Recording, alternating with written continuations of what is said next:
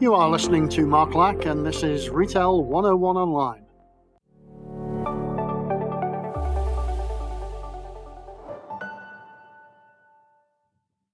Welcome, Retail 101ers, to episode number 23. These episodes are all designed to give you some quick bursts of retail or management knowledge, and you can do it at your own pace. For our amazing regulars, a huge thank you for continuing to tune in. Your unwavering support keeps us revved up and ready to dive headfirst into the chaotic world of retail. Now, I want to ask you a question. What if the decisions you make every day about displays, pricing, suppliers, promotions were part of a much larger game? Not a game as in make-believe, but a simulation that reflects the real stakes of your role as a retail manager. A simulation that challenges your ethics, your strategy, and even your ego.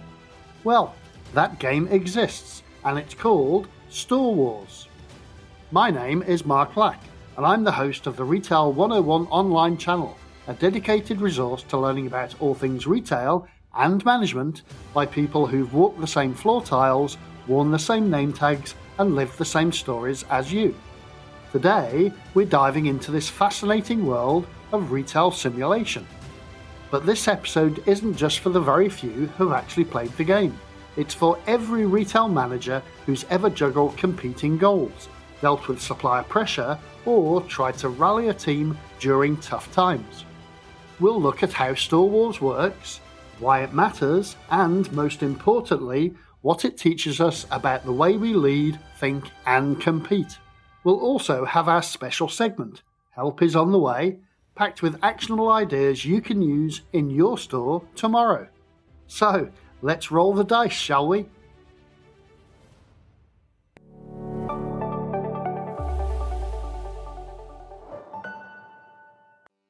Part 1.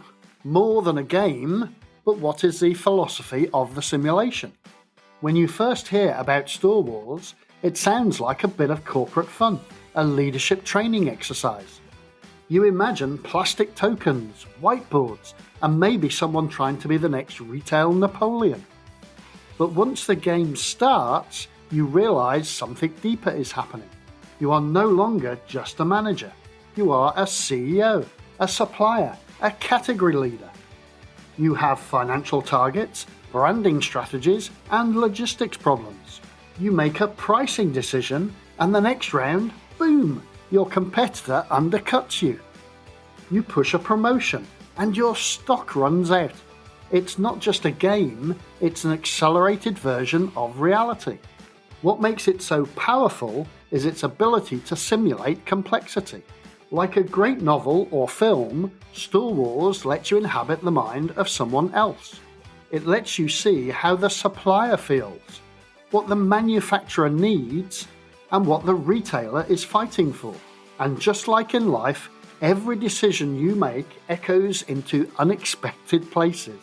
The game quietly raises philosophical questions. Are you leading for profit or purpose? Are you being reactive or strategic? Do you treat competitors as enemies or players in a bigger ecosystem? There's no right answer.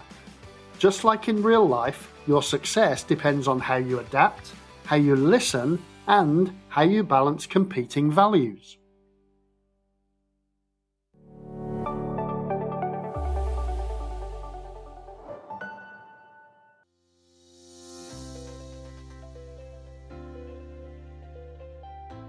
Part 2.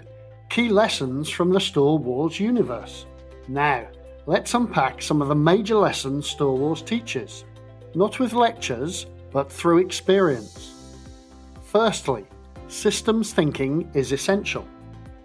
Retail is not just about what happens in your store. It's about what happens in the entire value chain, from farm to factory to shelf to plate. In Storewars, you see this vividly. Delay in raw materials, everyone's costs go up. Supplier squeezes the retailers, prices rise for customers. If you think only about your department, you lose. Now, here's a real-life tip. Ask your team, what happens before the product gets here? What happens after it's sold? Understanding the full cycle makes you a better decision maker. Secondly, collaboration beats competition. Mostly. It's tempting in the game to try and destroy your opponents. Price wars, aggressive tactics, you name it. But very often, those who succeed are the ones who collaborate, who build trust, and who create shared value. Now, in real life, you should partner with your suppliers. Don't just push them. Negotiate based on long-term gains, not short-term wins. And remember, everyone's trying to survive. Be the person they want to work with again. Thirdly, emotions drive strategy. The funny thing about simulations is that even though it's pretend, people get really emotional. Teams argue. People gloat. Others get very defensive.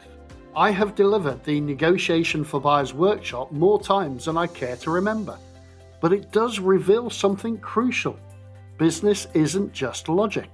It's also emotion. Ego, fear, pride. These affect your real-world decisions more than you think. How should you handle this in real life? Well, when a colleague reacts emotionally, you just need to pause.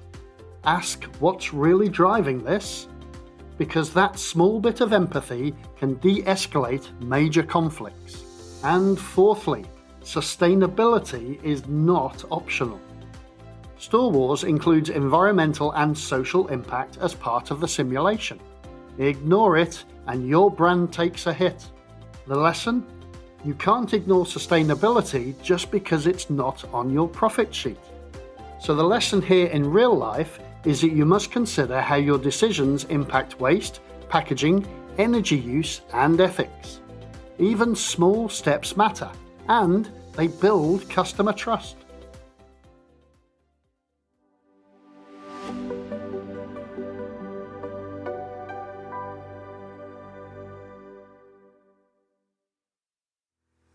Help is on the way. Let's bring this back down to the shop floor. You don't need to play Storewars to benefit from its lessons. I can't reveal the inside secrets of Storewars in this podcast for you. Neither will I give you strategies on how to win the game. You do need to play it yourself. However, I can show you how to use Storewars thinking in your store. Here are some practical tips for retail managers that come straight from the game's philosophy. Number 1. Run your own mini simulation. Choose a product line and with the commercial team, simulate a small pricing change or promotion internally. Ask this question. If we reduce this by 10%, what would happen to margin, stock, traffic, and labour costs? Involve your team too. Let them see the chain reaction. Number 2. Encourage supplier dialogue. Instead of just ordering from suppliers, ask them, what's happening upstream for you? What is everyone else buying lots of lately? Better understanding leads to better deals and fewer surprises. Number 3. Create a scenario board. Use a whiteboard in your office to track a few what-if scenarios. What if footfall drops 20% next month? What if deliveries are delayed? What if we lose a key team member? The point isn't paranoia, it's about preparation. Number 4. Debrief like a coach. After a major campaign, product launch, or just a busy week, gather your team and ask, what worked? What didn't? And what can we do better next time? Debriefing is the aftercare of retail. It builds insight, trust, and agility. And finally, number 5, role reverse in meetings. Try letting a junior team member be the manager during a meeting.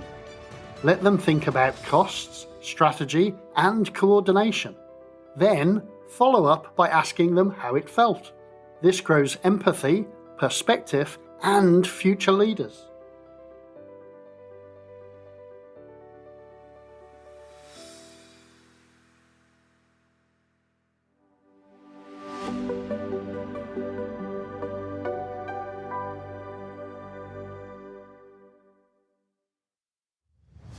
final thoughts.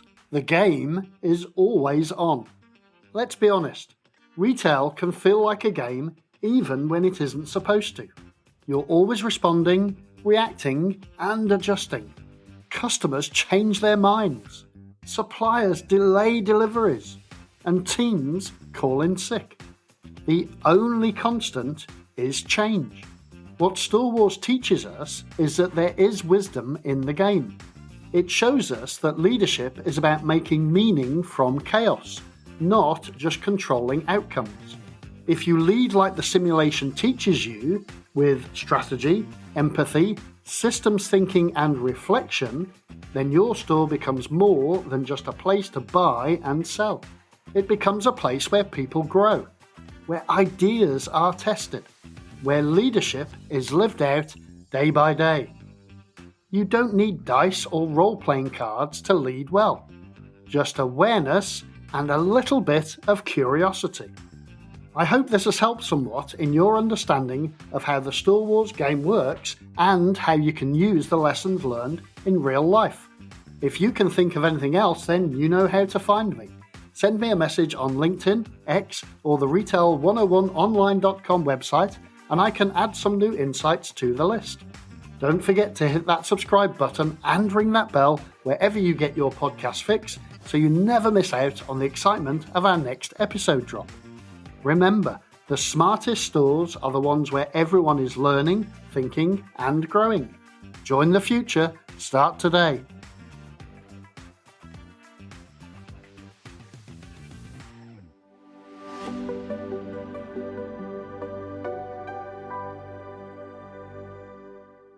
And that's it, folks. Thank you so much for tuning in, and we'll see you in the next episode, maybe in a couple of weeks' time. Cheers.